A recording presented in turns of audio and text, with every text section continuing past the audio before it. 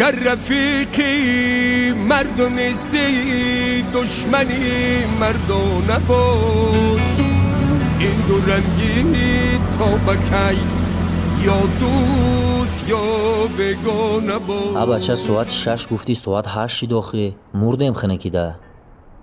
خیلی مهم آمدم که برادر بشین. باور کن قطعی هم 3-4 شغالم رشیده فعلی هم واره گرفته. برادر اگر ما قطعی شغالو رم بگردیم شعر میمونیم. فراموش نکن خصلتت چون شعر باشد با شغالان راه نرو میگویند مرد را در هر کجا نامرد رسوا میکند.